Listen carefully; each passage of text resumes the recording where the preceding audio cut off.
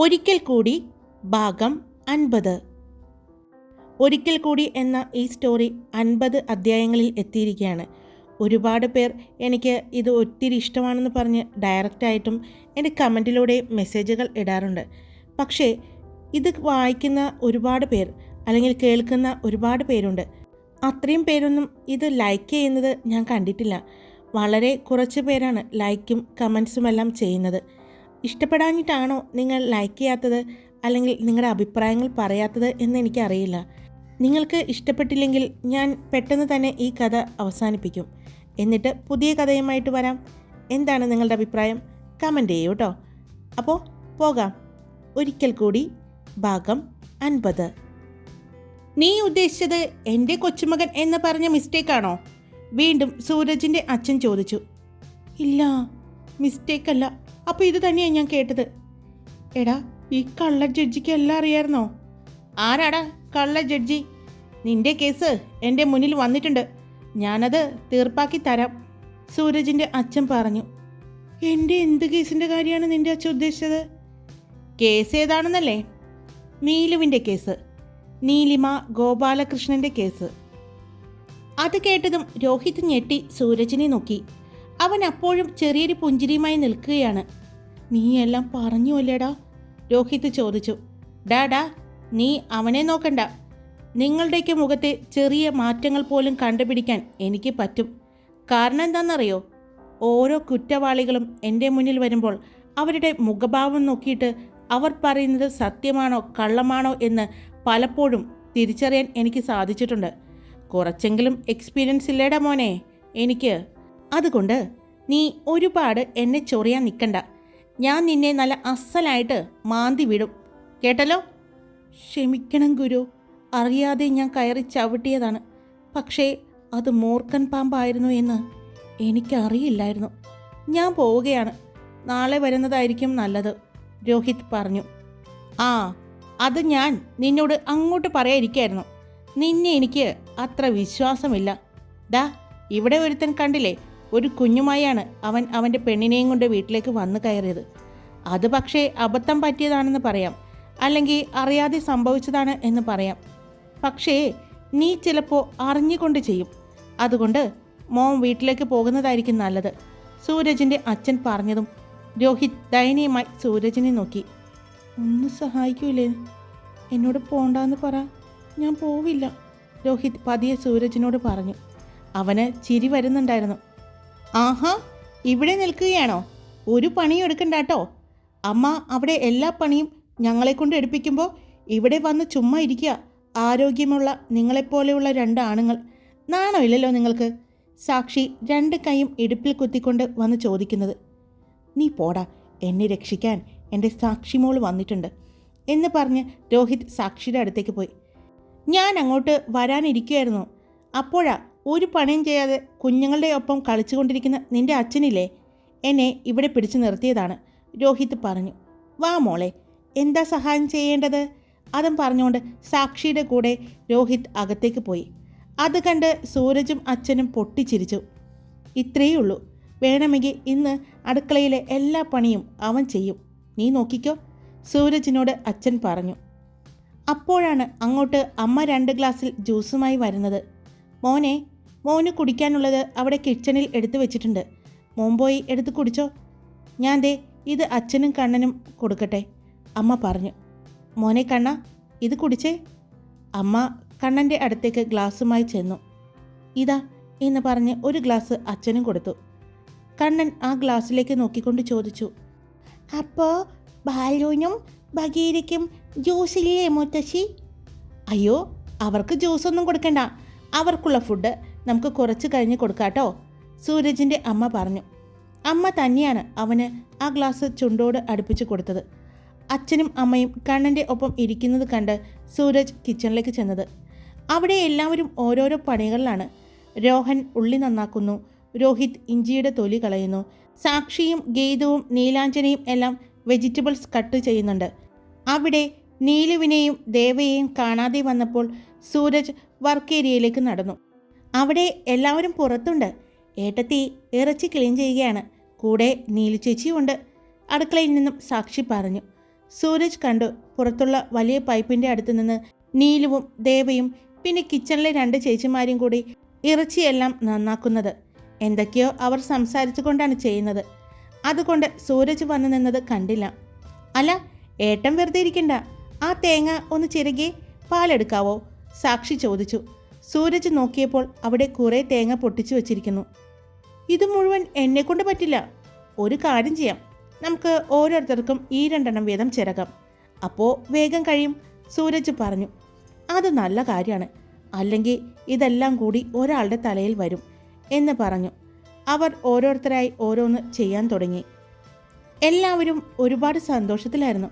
ദേവയും നീലുവും കിച്ചണിലേക്ക് വരുമ്പോൾ കാണുന്നത് സൂരജ് തേങ്ങ ചിരകുന്നു. അതിൽ നിന്നും രോഹിത് എടുത്ത് കഴിക്കുന്നതും സൂരജ് അവൻ്റെ കൈ പിടിച്ച് തിരിക്കുന്നതും എല്ലാമാണ്. അങ്ങനെ ഓരോരുത്തരും സന്തോഷത്തോടെയാണ് അവരുടെ പണികൾ ചെയ്തുകൊണ്ടിരിക്കുകയായിരുന്നു. അപ്പോൾ ഇന്ന് ദേവചേച്ചിയുടെ മട്ടൻ ബിരിയാണിയും ഇറച്ചിച്ചോറും ആണല്ലേ? അതെന്താ രണ്ടും ഉണ്ടാക്കുന്നത്? രോഹൻ ചോദിച്ചു. അതോ, കണ്ണൻ മട്ടൻ കഴിക്കില്ല, ഇവളും കഴിക്കില്ല, നീലാഞ്ജനിയെ കാണിച്ചുകൊണ്ടാണ് പറഞ്ഞത്. അതുകൊണ്ട് അവർക്ക് വേണ്ടി സ്പെഷ്യൽ ഇറച്ചിച്ചോറ് ഉണ്ടാക്കുന്നുണ്ട്. ഇറച്ചിച്ചോറിൽ ബീഫല്ലേ ഉപയോഗിക്കുന്നത്? അതെ. പിന്നെ അമ്മ ദേവചേച്ചിയുടെ ബീഫിൻ്റെ ചാപ്സ് ഉണ്ടാക്കാൻ പറഞ്ഞിട്ടുണ്ട്. അമ്മ എവിടെ നിന്ന് കഴിച്ചിട്ടുണ്ട്. ഉണ്ടാക്കാൻ അറിയുമെന്ന് ചോദിച്ചപ്പോൾ ഏട്ടത്തി ഉണ്ടാക്കാൻ അറിയാമെന്ന് പറഞ്ഞതോടുകൂടി അതും ചേച്ചിയെ ഏൽപ്പിച്ചിട്ടുണ്ട്. എനിക്ക് തോന്നുന്നു അമ്മയ്ക്ക് ദേവയെടുത്തി ഏട്ടൻ്റെ ഭാര്യയാണ് എന്ന് അറിയാമെന്ന് തോന്നുന്നു. സാക്ഷി കിച്ചണിൻ്റെ ഡോറിൻ്റെ ഭാഗത്തേക്ക് അമ്മ വരുന്നുണ്ടോ എന്ന് എത്തി നോക്കിക്കൊണ്ടാണ് പറഞ്ഞത്. അത് കേട്ട് എല്ലാവരും അവളെ നോക്കി. അല്ല, അമ്മായിമ്മ പോര് പോലെ എല്ലാ പണിയും ഏട്ടത്തിയെ കൊണ്ട് ചെയ്യിക്കുന്നുണ്ടേ. അതുണ്ടാക്കാനറിയോ ഇതുണ്ടാക്കാനറിയോ എന്നൊക്കെ ചോദിക്കുന്നുണ്ട്. ഉണ്ടാക്കാൻ അറിയാമെന്ന് പറഞ്ഞാൽ അത് ഏട്ടത്തിയുടെ തലയിലിരിക്കും. എങ്ങനെയുണ്ട് അമ്മയുടെ അല്ല അമ്മായിമ്മയുടെ ബുദ്ധി? സാക്ഷി പറഞ്ഞു. സമ്മതിച്ചു തന്നിരിക്കുന്നു സാക്ഷി. നിനക്ക് ഇത്രയും ബുദ്ധിയും വിവരവും ഉണ്ടായിരുന്നു എങ്കിൽ നീ എവിടെ എത്തിയേനെ? രോഹിത് പറഞ്ഞു. താങ്ക് യു സാക്ഷിയും പറഞ്ഞു. അപ്പോഴേക്കും അമ്മ അങ്ങോട്ട് വന്നു. അമ്മ അങ്ങോട്ട് പോയിക്കോ, ഇവിടെ ഞങ്ങളെല്ലാവരും കൂടി ചെയ്തോളാം, സൂരജ് പറഞ്ഞു. മോനെ, എന്തെങ്കിലും സഹായം? അതിനല്ലേ ഞങ്ങൾ ഇത്രയും പേര് ഇവിടെ നിൽക്കുന്നത്. അമ്മയും അച്ഛനും കണ്ണൻ്റെ ഒപ്പം പോയി കളിച്ചോ എന്ന് പറഞ്ഞ് സൂരജ് പറഞ്ഞു വിട്ടു. രോഹിത് സൂരജിനെ ഒന്ന് സൂക്ഷിച്ചു നോക്കി. ദേവ അവിടെ നിൽക്കുന്നതിൻ്റെ ഇളക്കമാണെന്ന് അവന് മനസ്സിലായി. രോഹിത് ഒരു ക്യാരറ്റും കടിച്ചുകൊണ്ട് നീലുവിൻ്റെ അടുത്തേക്ക് ചെന്നു. നീലു ദേവയെ സഹായിച്ചുകൊണ്ട് നിൽക്കുകയായിരുന്നു. നീലു, എൻ്റെ സഹായം വല്ലതും വേണോ? രോഹിത് ചോദിച്ചു. നീലു അവനെ ഒന്ന് ദേഷ്യത്തോടെ നോക്കി. അങ്ങോട്ട് മാറി നിൽക്ക്. അവളുടെ അടുത്ത് മുട്ടി നിന്നാണ് രോഹിത്തിൻ്റെ ചോദ്യം. ഇതെന്താ കാന്തമാണോ മുട്ടി പോകുന്നത്? ഇങ്ങോട്ട് വാ രോഹിത്തേട്ടാ. ദേ, ഈ 2 മുറി തേങ്ങ കൂടി ഏട്ടൻ ചിരകണം എന്ന് പറഞ്ഞ് സാക്ഷി അവൻ്റെ കയ്യിലേക്ക് തേങ്ങാമുറി കൊടുത്തു. അപ്പോഴാണ് കിച്ചണിൽ സഹായിച്ചു കൊണ്ടിരുന്ന ചേച്ചിമാർ കപ്പ കഴുകിക്കൊണ്ട് അങ്ങോട്ട് വന്നത്. മോളെ, അത് ഞങ്ങൾ ചെയ്തോളാം എന്ന് പറഞ്ഞ് ഒരു ചേച്ചി വന്ന് ആ തേങ്ങാമുറി വാങ്ങി. താങ്ക് യു ചേച്ചി, രോഹിത് പറഞ്ഞു. പിന്നെയും എല്ലാവരും കൂടി അവിടെ നിന്നു. ചിരിച്ചും കളിച്ചും കിച്ചൺ ഒരു ബഹളമയമായിരുന്നു. കിച്ചണിൽ നിന്ന ചേച്ചിമാരും അവരുടെ ഒപ്പം തന്നെ കൂടി. എല്ലാം റെഡിയാക്കി ദേവ കിച്ചൺ ക്ലീൻ ചെയ്യാൻ തുടങ്ങി. ബാക്കിയുള്ള എല്ലാവരെയും കിച്ചണിൽ നിന്നും അവൾ പറഞ്ഞു വിട്ടിരുന്നു. മോളെ, അതെല്ലാം ഞങ്ങൾ ചെയ്തോളാം, മോള് വേണമെങ്കിൽ പോയിന്ന് ഫ്രഷായിട്ട് വാ, ആ ചേച്ചിമാർ പറഞ്ഞു. ദേവയ്ക്കും ഒന്ന് ഫ്രഷായാൽ കൊള്ളാമെന്ന് തോന്നി. ഇറച്ചിയും മറ്റും ക്ലീൻ ചെയ്തതുകൊണ്ട് അവൾക്കും ഒന്ന് ഫ്രഷാകണമെന്ന് തോന്നി. അവൾ കിച്ചണിൽ നിന്നും പുറത്തേക്ക് ഇറങ്ങിയപ്പോൾ തന്നെ ലിവിംഗ് റൂമിൽ നിന്നും എല്ലാവരുടെയും ശബ്ദം കേട്ടു. അവൾ ചെല്ലുമ്പോൾ ലിവിംഗ് റൂമിൽ സോഫയിലും താഴെയുമായി എല്ലാവരും ഇരിക്കുന്നുണ്ട്. എല്ലാവരും ചീട്ട് കളിക്കുന്ന തിരക്കിലാണ്. അവർ കളിക്കുന്നത് കണ്ടുകൊണ്ട് അച്ഛനും അമ്മയും കണ്ണനും ഇരിക്കുന്നുണ്ട്. കണ്ണനെ നോക്കിയപ്പോൾ അവൻ്റെ 2 സൈഡിലുമായി ബാലുവും ബഗീരയും ഇരിക്കുന്നുണ്ട്. ദേവയെ കണ്ടതും മോളെ ക്ഷീണിച്ചുല്ലേ അമ്മ ചോദിച്ചു. ഇല്ല. എന്നാ മോളിവിടെ വന്നിരിക്കുക കുറച്ചു നേരം, അമ്മ പറഞ്ഞു. ഞാനൊന്ന് ഫ്രഷായിട്ട് വരാം, ആകെ വിയർത്തിരിക്കുകയാണ്, അവൾ പറഞ്ഞു. എന്നാ പോയിട്ട് വാ, അമ്മ പറഞ്ഞതും ദേവ മുകളിലേക്ക് കയറിപ്പോയി. ദേവ മുകളിലേക്ക് പോകുന്നത് കണ്ടതും സൂരജ് കളിക്കുന്നിടത്ത് നിന്ന് ഫോൺ കയ്യിലെടുത്തു. കോൾ വരാത്ത ഫോണും എടുത്ത് സംസാരിച്ചുകൊണ്ട് സൂരജ് അവിടെ നിന്നും എഴുന്നേറ്റു. അത് കണ്ടതും രോഹിത് അവനെ നോക്കി തലയാട്ടി. സൂരജ് അവനെ നോക്കി കണ്ണുരുട്ടി കാണിച്ചു. എന്നിട്ട് നീലുവിനെ കാണിച്ചു കൊടുത്തു.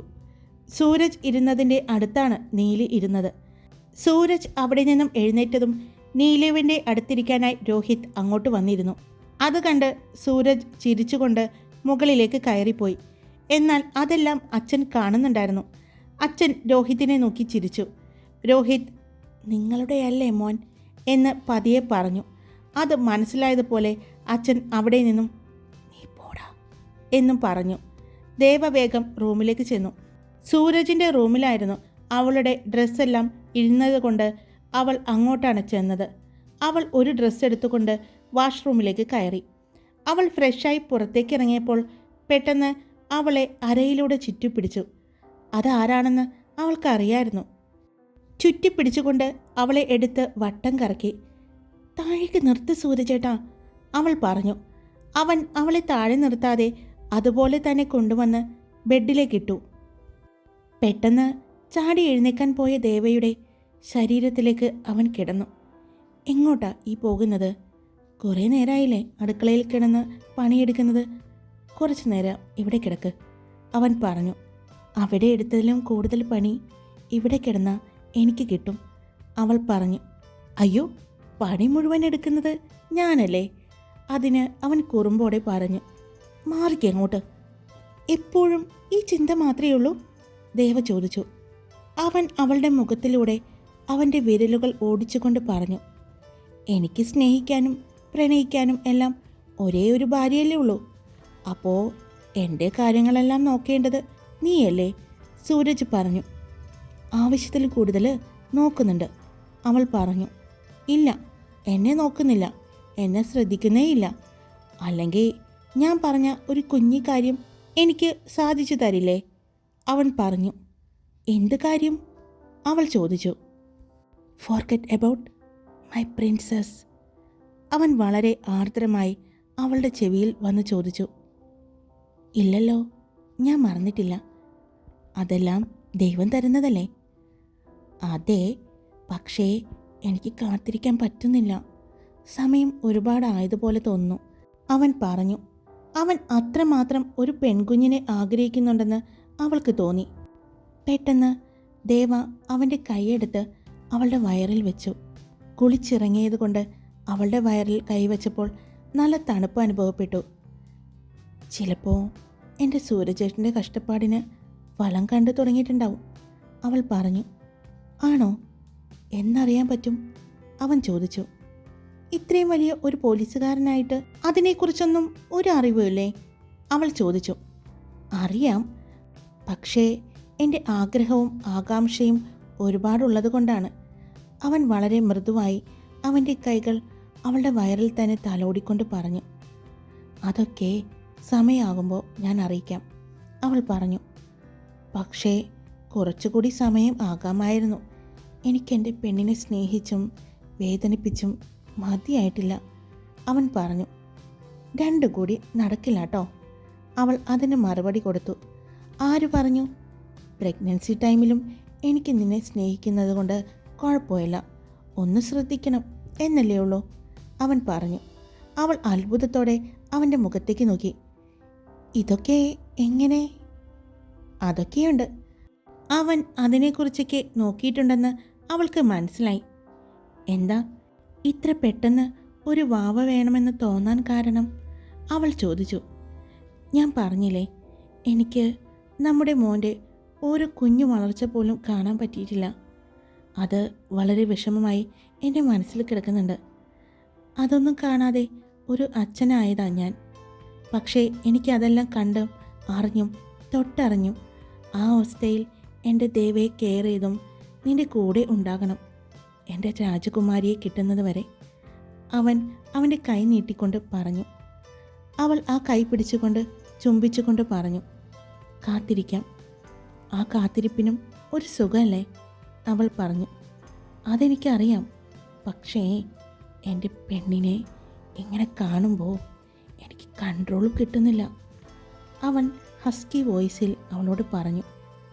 ഏട്ടത്തി എന്നുള്ള സാക്ഷിയുടെ വിളി കേട്ട് ദേവ സൂരജിനെ തള്ളി മാറ്റി. മര്യാദയ്ക്ക് നമ്മുടെ ഫ്ലാറ്റിൽ പോയാൽ മതിയായിരുന്നു. ഇവിടെ അടുത്തിരുന്ന് കുറച്ചു നേരം സംസാരിക്കാൻ പോലും പറ്റുന്നില്ല. ഒന്നിൽ ആ രോഹിത്, അല്ലെങ്കിൽ ദേ ഇവൾ. എങ്ങനെ സാധിക്കുന്നോ എന്തോ രണ്ടിനും കറക്റ്റ് ടൈമിലെത്താൻ പറ്റുന്നത്. അത് കേട്ട് ദേവ ചിരിച്ചു. ഏട്ടത്തി, വേഗം വാ, വിശക്കുന്നോ, ഭക്ഷണം കഴിക്കാം, കിച്ചണിൽ നിന്നും നല്ല മണം വരുന്നുണ്ട് എന്ന് പറഞ്ഞ് സാക്ഷി റൂമിലേക്ക് കടന്നു വന്നത്. ഏട്ടൻ എപ്പോൾ ഇങ്ങോട്ട് പോന്നു? വെറുതെ അല്ല ഏട്ടത്തി താഴെ ഇത്രയും നേരം ആയിട്ട് കാണാഞ്ഞത്. ദൈവമേ, ഈ മനുഷ്യനെ കൊണ്ട് തോറ്റിരിക്കുകയാണല്ലോ. ഏട്ടൻ വേണമെങ്കിൽ ഇന്ന് ഫ്ലാറ്റിലേക്ക് പൊക്കോ, നാളെ വന്നാൽ മതി, സാക്ഷി പറഞ്ഞു. അതെന്തിനാ ഞാൻ പോകുന്നത്? അവൻ ചോദിച്ചു. അല്ല, ഏട്ടത്തിക്ക് ഒരു റെസ്റ്റ് കൊടുക്കാനായിരുന്നു, സാക്ഷി പറഞ്ഞു. അയ്യടി, ഞാൻ പോകൂല, ഞാൻ പോയാൽ തന്നെ ഇവളെയും കൊണ്ടേ ഞാൻ പോകൂ എന്ന് പറഞ്ഞ് അടുത്തുണ്ടായിരുന്ന ദേവയുടെ തോളിലൂടെ ചേർത്ത് പിടിച്ചുകൊണ്ട് അവൻ പറഞ്ഞു. ഒരുപാടേ ചേർക്കണ്ട, അവിടെ താഴെ അമ്മ വിളിക്കുന്നുണ്ട്, കണ്ണന് വിശക്കുന്നുണ്ട് എന്ന് പറയുന്നുണ്ട് ഏട്ടത്തി, സാക്ഷി പറഞ്ഞതും ദേവ വേഗം അവിടെ നിന്നും എഴുന്നേറ്റു. അവൾ വേഗം തന്നെ ഉടുത്തിരുന്ന സാരിയെല്ലാം നേരെയാക്കി, മുടി നന്നായി കെട്ടിവെച്ചു, നെറ്റിയിൽ ഒരു പൊട്ടും വെച്ചു. സിന്ദൂരം മാഞ്ഞു തുടങ്ങിയത് കുറച്ചുകൂടി സിന്ദൂരം തൊട്ടു. അവൾ തിരിഞ്ഞതും അവളുടെ അടുത്ത് തന്നെ സൂരജ് നിൽക്കുന്നു. ഇത് തൊടാൻ മറന്നു എന്ന് വിചാരിച്ചു, അതുകൊണ്ടാണ് അടുത്തേക്ക് വന്നത്. അവൻ സിന്ദൂരത്തിലേക്ക് കാണിച്ചുകൊണ്ട് പറഞ്ഞു. ഞാൻ തൊട്ടതായിരുന്നു, ഫ്രഷ് ആവാൻ കയറിയപ്പോൾ മാഞ്ഞു പോയതാണ്, അവൾ പറഞ്ഞു. അറിയാം, പക്ഷേ ഇപ്പോൾ മാഞ്ഞു പോയത് തൊട്ടില്ലെങ്കിലോ എന്ന് വിചാരിച്ചാണ്, അവൻ പറഞ്ഞു. ഇല്ല, അത് പൂർണ്ണമായും മായില്ല, ഞാൻ സമ്മതിക്കില്ല. അവൻ കുറച്ചുകൂടി അവളുടെ അടുത്തേക്ക് ചേർന്ന് നിന്നുകൊണ്ട്, ഇതിങ്ങനെ ഇവിടെ ചുവന്ന് കിടക്കുമ്പോൾ എനിക്ക് വല്ലാത്ത സന്തോഷമാണ്, എന്നെ ഒരുപാട് ഇത് ആകർഷിക്കുന്നുണ്ട്, അവൻ പറഞ്ഞു. ഇപ്പോൾ ഒരുപാട് ആകർഷിക്കേണ്ട, അവിടെ എല്ലാവരും വിശന്നിരിക്കുകയായിരിക്കും, സമയം നോക്കിയേ, അവൾ പറഞ്ഞു. അപ്പോഴാണ് അവൻ സമയം നോക്കിയത്. 1 മണിയാകുന്നു. അച്ഛനെല്ലാം കറക്റ്റ് ടൈമിംഗ് ആണെന്ന് അമ്മ പറഞ്ഞിട്ടുണ്ട്, അതുകൊണ്ട് ടൈം തെറ്റിക്കണ്ട, വേഗം പോകാം എന്ന് പറഞ്ഞ് ദേവ അവിടെ നിന്നും തിരിഞ്ഞ് മുടി നേരെയാക്കി കെട്ടിവെച്ചു. കിച്ചണിൽ കയറുന്നതല്ലേ, മുടിയൊന്നും അങ്ങനെ താഴെ വീഴണ്ടല്ലോ, അതുകൊണ്ടാണ്, അവൾ ചിരിച്ചുകൊണ്ട് പറഞ്ഞു. അതിന് നിനക്ക് മുടിയൊന്നും കൊഴിയുന്നില്ലല്ലോ, അവൻ ചോദിച്ചു. ഇല്ല, അങ്ങനെ കൊഴിച്ചിലൊന്നുമില്ല, എന്നാലും ഭക്ഷണം വിളമ്പുമ്പോൾ എനിക്ക് മുടി അഴിച്ചിടുമ്പോൾ ഒരു തൃപ്തിയില്ലായ്മയാണ്, അച്ഛൻ പറഞ്ഞു തന്നിട്ടുള്ള ഒരു കാര്യമാണത്, അവൾ പറഞ്ഞു. അതെ, ഇനിയും ഇവിടെ നിന്നാൽ നമ്മൾ വൈകും, അതുകൊണ്ട് വേഗം താഴേക്ക് പോകാം, ദേവ സൂരജിനെ നോക്കിക്കൊണ്ട് പറഞ്ഞു. അവനും പുഞ്ചിരിച്ചുകൊണ്ട് അവളുടെ കൂടെ നടന്നു. അതെ, എങ്ങോട്ടാ വരുന്നേ? ഞാൻ ആദ്യം പോയിട്ട് എൻ്റെ പുറകെ വന്നാൽ മതി, അവൾ പറഞ്ഞു. ആയിക്കോട്ടെ എന്ന് പറഞ്ഞ് അവൻ ദേവ താഴെ എത്തിയതിന് ശേഷമാണ് അവൻ എത്തിയത്. മോളെ, എല്ലാവർക്കും വിശക്കുന്നുണ്ടെന്ന് പറയുന്നു, ഭക്ഷണം വിളമ്പിയാലോ, അമ്മ ചോദിച്ചു. എല്ലാം റെഡിയാണ്, അവൾ പറഞ്ഞു. ദേവ കിച്ചണിലേക്ക് പോയതും അമ്മയും നീലും സാക്ഷിയും എല്ലാം പുറകെ കൂടി. ഇതെങ്ങോട്ടാ നിങ്ങൾ വരുന്നത്? അവിടെ പോയി ഇരിക്കു പിള്ളേരെ, അമ്മ സാക്ഷിയോടും ഗീതുവിനോടും നീലാഞ്ജനയോടും പറഞ്ഞു. ഓ, ഇത്രയും നേരം അടുക്കളയിൽ സഹായിച്ചു കൊടുക്കാൻ ഞങ്ങളെ ഉണ്ടായിരുന്നുള്ളൂ, ഇപ്പോൾ ഞങ്ങളുടെ അവസ്ഥ കറിവേപ്പില അല്ലേ?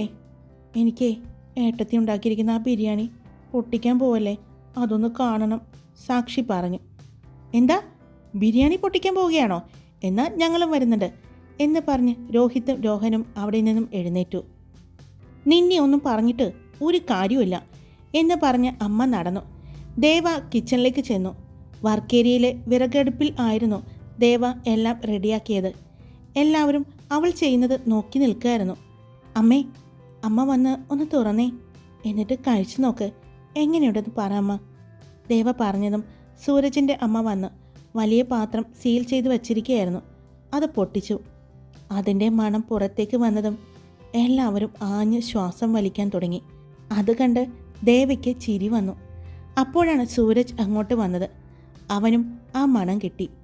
പക്ഷേ അവിടെ നിന്നും സാക്ഷിയും രോഹനും രോഹിത്തും എല്ലാം കാണിക്കുന്നത് കണ്ട് സൂരജ്, ഇത്രയും പട്ടികൾ ഇവിടെ ഉണ്ടായിരുന്നോ, ഇവിടെ മണം പിടിക്കാൻ, സൂരജ് ചോദിച്ചു.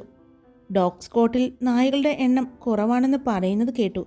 ഈ മണം പിടിക്കുന്ന ആൾക്കാരൊക്കെ അങ്ങോട്ട് വന്നിരുന്നെങ്കിൽ എണ്ണം തികയ്ക്കാമായിരുന്നു, സൂരജ് പറഞ്ഞു. നീ ഇപ്പോൾ ഇങ്ങോട്ട് ദേ ഈ മണം പിടിച്ചല്ലേ വന്നത്, രോഹിത് ദേവയെ കണ്ണുകൊണ്ട് കാണിച്ച് സൂരജിനോട് പറഞ്ഞു. അത് ദേവയും കണ്ടിരുന്നു. അവൾ പുഞ്ചിരിച്ചുകൊണ്ട് തല താഴ്ത്തി. മോളെ, ഇതെങ്ങനെയാ? എല്ലാം കൂടി മിക്സ് ചെയ്യട്ടെ? അമ്മ ചോദിച്ചു. ചെയ്യാം, ഇത്രയും വലിയ പാത്രമല്ലേ. ഒരു കാര്യം ചെയ് സൂരജ്, ഇത് നീ ഒന്ന് മിക്സ് ചെയ്തേ, അമ്മ പറഞ്ഞു. അതെന്താ ഞങ്ങളിവിടെ നിന്നിട്ട് എന്നെ വിളിക്കാതെ അവനെ വിളിച്ചത്? രോഹിത് ചോദിച്ചു. എൻ്റെ ദൈവമേ, ഞാനൊന്നും വിചാരിച്ചില്ലടാ, നീ തന്നെ ചെയ്തോ, അമ്മ പറഞ്ഞു. അങ്ങനെ പറ എന്ന് പറഞ്ഞ് രോഹിത് അത് മിക്സ് ചെയ്യാൻ തുടങ്ങി. അതിൻ്റെ മണം അടിച്ചതും സാക്ഷി ദേവയെ വന്ന് കെട്ടിപ്പിടിച്ചു, കവളിൽ ഉമ്മ വെച്ചു. ഇത്രയും നല്ല മണം, അപ്പോൾ കഴിക്കാൻ എന്ത് രുചിയായിരിക്കും, സാക്ഷി പറഞ്ഞുകൊണ്ട് വേഗം ഒരു പാത്രവും എടുത്തു വന്നു. രോഹിത് ഏട്ടാ, കുറച്ച് ഇതിലേക്കൊന്നിട്ടേ, ഉപ്പ് നോക്കണ്ടേ നമുക്ക്, സാക്ഷി പറഞ്ഞു. വേണം വേണം എന്ന് പറഞ്ഞ് രോഹിത് അതിൽ നിന്നും കുറച്ചെടുത്ത് ആ പാത്രത്തിലേക്ക് ഇട്ടു. ഇപ്പോൾ എന്താണ് ഒരു ഒത്തൊരുമ എന്ന് നോക്കിക്കേ, അമ്മ പറഞ്ഞു. സാക്ഷിയാണ് ആദ്യം അതിൽ നിന്നും എടുത്ത് വായിലേക്ക് വെച്ചത്. മോളെ, ചൂടുണ്ട്, ദേവ പറഞ്ഞു. അപ്പോഴേക്കും അങ്ങോട്ട് സൂരജിൻ്റെ അച്ഛനും കണ്ണനും വന്നു. നല്ല മണമുണ്ടല്ലോ, അതും പറഞ്ഞാണ് അച്ഛൻ വന്നത്. കണ്ടോ, ഇവിടെ ബിരിയാണി ചെമ്പ് പൊട്ടിച്ചേ ഉള്ളൂ, അപ്പോഴേക്കും എവിടെ നിന്നൊക്കെയാ ആളുകൾ വരുന്നതെന്ന് നോക്കിക്കേ, രോഹിത് പറഞ്ഞുകൊണ്ട് സാക്ഷിയുടെ പാത്രത്തിൽ നിന്നും കുറച്ചെടുത്ത് കഴിച്ചു. സാക്ഷി കഴിച്ചിട്ടും മിണ്ടാതെ നിൽക്കുന്നത് കണ്ട ദേവ അവളെ ടെൻഷനോടെ നോക്കി. രോഹിത്തും കഴിച്ചിട്ടും മിണ്ടാതെ ഇരുന്നു. എന്താ, എന്തെങ്കിലും കുഴപ്പമുണ്ടോ, ദേവ ചോദിച്ചു. ദേവയുടെ മുഖത്തെ ടെൻഷൻ കണ്ട് സൂരജ് ആ പാത്രത്തിൽ നിന്നും കുറച്ചെടുത്ത് കഴിച്ചു. അവൻ കഴിച്ചുകൊണ്ട് അത്ഭുതത്തോടെ അവളെ നോക്കി. അവൻ്റെ കണ്ണുകൾ വിടർന്നു. അവൻ്റെ മുഖഭാവം കണ്ടപ്പോൾ നന്നായിട്ടുണ്ടെന്ന് ദേവയ്ക്ക് തോന്നി. എന്നാലും അത് അവരിൽ നിന്നും അറിയാനുള്ള ആകാംക്ഷയോടെ ആയിരുന്നു ദേവ. ഏട്ടാ, ഇതൊന്ന് പിടിച്ചേ, പെട്ടെന്ന് സാക്ഷി ആ പാത്രം സൂരജിൻ്റെ കയ്യിലേക്ക് കൊടുത്തു. സൂരജ് പാത്രം വാങ്ങിയതും സാക്ഷി വേഗം ദേവയുടെ അടുത്തേക്ക് ചെന്നു. അവളുടെ 2 കവിളിലും ഉമ്മ വെച്ചുകൊണ്ട് പറഞ്ഞു. എൻ്റെ ജീവിതത്തിൽ ഇത്രയും നല്ല മട്ടൻ ബിരിയാണി ഞാൻ കഴിച്ചിട്ടില്ല. അപ്പോഴാണ് രോഹനും അതിൽ നിന്ന് കഴിച്ചു നോക്കിയത്. അടിപൊളിയായിട്ടുണ്ട്, രോഹിത് വീണ്ടും വീണ്ടും കഴിച്ചുകൊണ്ടിരിക്കുകയാണ്. പിന്നീട് എല്ലാവരും അതിൽ നിന്ന് കഴിച്ചു നോക്കി. എല്ലാവർക്കും ഇഷ്ടപ്പെട്ടു. മതി മതി, ഇനി എല്ലാവരും അങ്ങോട്ട് ചെല്ല്, ഡൈനിങ് ടേബിളിലേക്ക് വെക്കാം, അമ്മ പറഞ്ഞു. അമ്മേ, ഇതൊന്ന് കഴിച്ചു നോക്കി എന്ന് പറഞ്ഞ് സാക്ഷി കുറച്ചെടുത്ത് അമ്മയുടെ വായിലേക്ക് കൊടുത്തു. അവരും കഴിച്ചപ്പോൾ അവർക്കും ഒരുപാട് ഇഷ്ടപ്പെട്ടു. സാക്ഷി അടുത്തത് കൊടുത്തത് അച്ഛനാണ്. അച്ഛനും കഴിച്ചു നോക്കിയിട്ട് ഒരുപാട് ഇഷ്ടപ്പെട്ടു എന്ന് ആ മുഖത്തു നിന്ന് മനസ്സിലായി. നന്നായിട്ടുണ്ട് മോളെ, അച്ഛന് പറഞ്ഞു. സൂരജിനെ അച്ഛൻ നോക്കിക്കൊണ്ട് ഷർട്ടിൻ്റെ കോളർ പൊക്കി കാണിച്ചു. സൂരജ് എന്താ എന്ന് ചോദിച്ചുകൊണ്ട് പതിയെ അച്ഛൻ്റെ അടുത്തേക്ക് വന്നു. അതെ, എൻ്റെ ദേവപ്രതാപൻ്റെ മോളാണ്, എൻ്റെ ഏറ്റവും അടുത്ത കൂട്ടുകാരൻ്റെ മകൾ, അച്ഛൻ പറഞ്ഞു.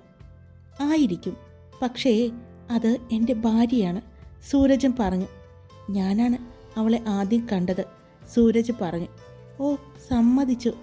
എന്തായാലും അവൻ്റെ ആ കൈപുണ്യം അവൻ്റെ മകൾക്ക് കിട്ടിയിട്ടുണ്ടെന്ന് അന്ന് അവൻ ഭക്ഷണം കഴിച്ചപ്പോൾ പറഞ്ഞിരുന്നു. എനിക്കും അന്ന് ആ ഭക്ഷണം കഴിച്ചപ്പോൾ തോന്നി. ഇതും കൂടി ആയപ്പോൾ എനിക്ക് ഉറപ്പായി, ശരിക്കും എൻ്റെ ദേവപ്രതാപൻ ഉണ്ടാക്കിയതുപോലെ തന്നെ. അവൻ കഴിക്കാറില്ലെങ്കിലും അവൻ ഉണ്ടാക്കുന്ന നോൺ വെജ് ഫുഡെല്ലാം അടിപൊളിയാണ്, അച്ഛൻ പറഞ്ഞു. അച്ഛാ, ഇപ്പോഴേ എൻ്റെ വയറ് നിറയ്ക്കലേ, എനിക്ക് എൻ്റെ ഭാര്യ ഉണ്ടാക്കിയ ബിരിയാണി കഴിക്കാനുള്ളതാണ്, സൂരജ് പറഞ്ഞു. അപ്പോഴേക്കും അമ്മ പാത്രങ്ങളിലായി വിളമ്പി. അപ്പോഴാണ് കോളിംഗ് ബെൽ ശബ്ദം കേട്ടത്. ഇതാരാണാവോ ഈ തീറ്റഭാഗ്യമുള്ള ആള്, സാക്ഷി പറഞ്ഞു. ഹായ്, ഞാനാണ് കാർത്തിക. ഇന്ന് മോൻ്റെ സ്കൂളിലെ ശാസ്ത്രമേളയായിരുന്നു, അവിടെ പോയിരിക്കുകയായിരുന്നു, അതിൻ്റെ തിരക്കും കാര്യങ്ങളായിരുന്നു. കഴിഞ്ഞ് വന്നപ്പോഴാണ് ഞാൻ വീഡിയോ ഇടുന്നത്. ഞാൻ ആദ്യം പറഞ്ഞതുപോലെ ഇഷ്ടപ്പെടുകയാണെങ്കിൽ ഒരു ലൈക്ക് തരാൻ. നിങ്ങൾക്ക് എന്തെങ്കിലും പ്രശ്നമുണ്ടോ? പ്രശ്നമുണ്ടെങ്കിലും എനിക്ക് ലൈക്ക് വേണം. അപ്പോൾ എല്ലാവരും ലൈക്ക് ചെയ്യണേ, മറക്കരുത് കേട്ടോ. അപ്പോൾ 50ൻ്റെ നിറവിലാണ് ഒരിക്കൽ കൂടി. നമുക്ക് നാളെ കാണാം. Love you all. It's me Karthika.